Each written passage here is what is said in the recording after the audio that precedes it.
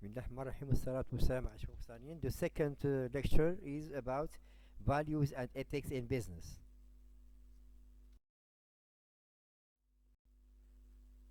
What is meant by values? Values are abstract ideals that shape an individual's thinking and behavior, which is considered to be a moral compass.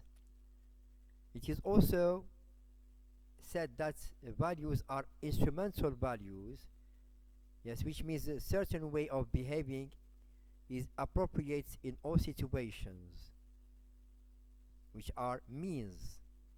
And also we have terminal values, which means enduring belief in the attainment of a certain end state ends.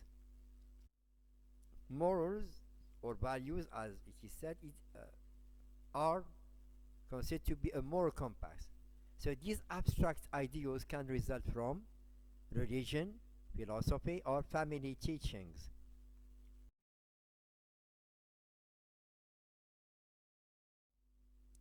As for instrumental values, we may say that as the means to an end, they become the ingrained ways of behavior, which means that are rituals, politesse, and good habits.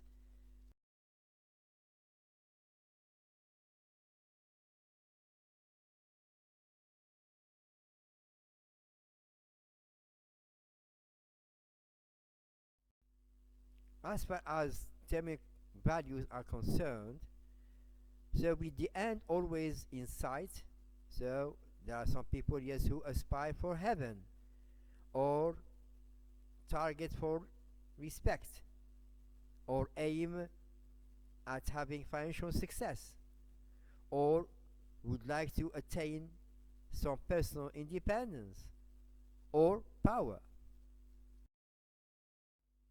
Now we may define ethics.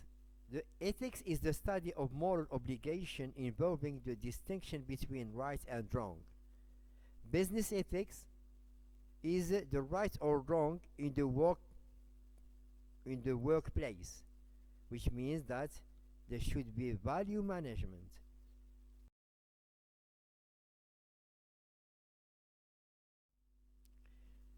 Two areas of business ethics are obvious mischief, moral mazes, which means right versus right.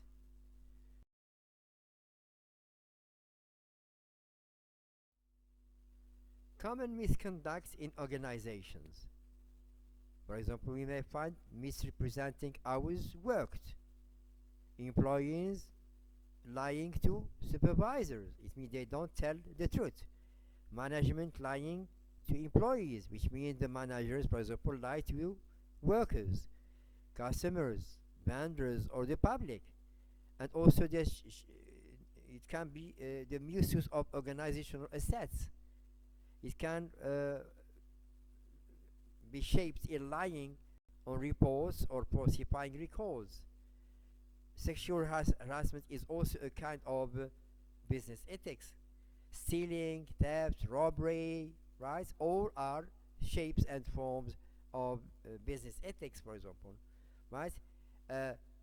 Accepting, for example, or giving bribes or kickbacks, or withholding needed information from employees, customers, vendors, or public are considered to be business ethics, yes, exploited in the negative aspect.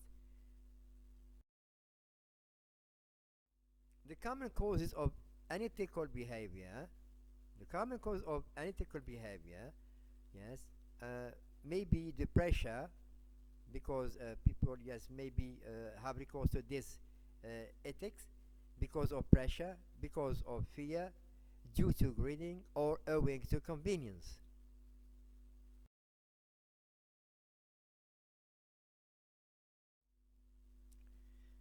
Some causes of unethical behavior are, for example, following the boss's directives, which may be negative, for example, meeting overly aggressive business or financial objectives, maybe because of helping the organization to survive, meeting schedule or schedule pressures, or being a team player group, yes, who think, yes, the same way, for example, or rationalizing it that others do it. It means you find proofs and excuse that other people, yes, do the same thing, and or resisting competitive threats, or advancing own career. Some people do this in order, yes, to acquire a high position. Ethical dilemmas or dilemmas. So, making decisions under stress or dealing with complex issues that have no clear indication of what is right or wrong. There are no simple ethical dilemmas or dilemmas, all have layers of meaning and effect. Business ethics myths. Business ethics is a new fad. Business ethics is religion versus management. Business ethics is obvious, do good. Business ethics is good guys preaching to bad guys.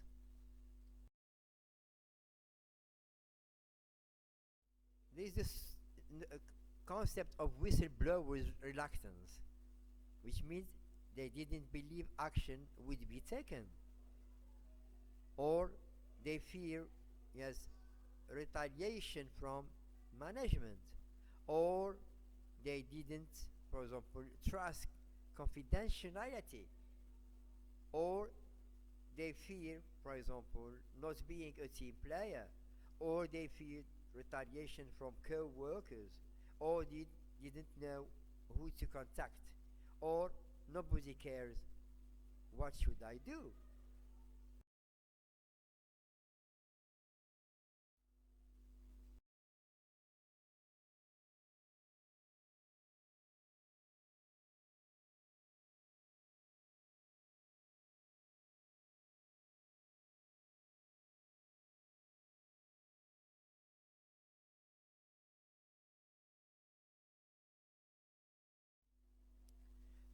Some ethical tips for organizations, for example, to develop a code of ethics, to try to communicate code and bake it into culture top down, to treat ethics as a process, to create open lines of communication, to set good examples, to be exemplary, to educate employees, yeah, to frame issues through storytelling or the like, and also value forgiveness.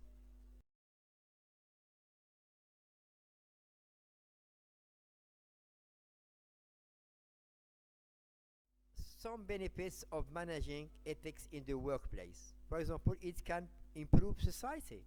It can maintain a moral course in turbulent times. It can cultivate employee work, teamwork, productivity, morale, and development, progress, for example. It can act as an insurance policy.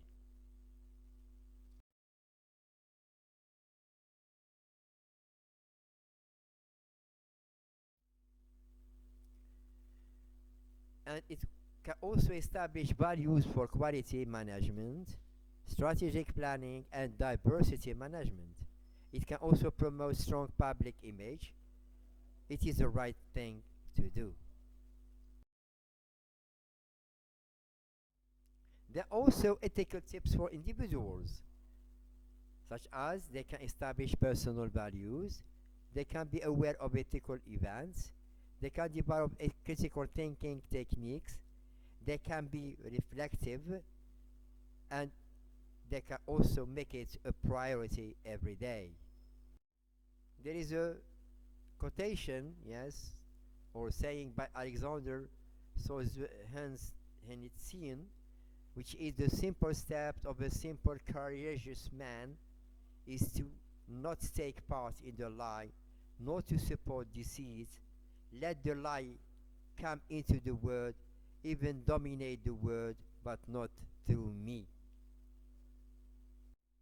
So puzzling things out. So as we watch the video vignettes, for example, keep these questions in mind. So what is the ethical dilemma? What is the apparent cause of the unethical behavior? Is there an an ethical resolution to the problem portrayed? If so, who should do what?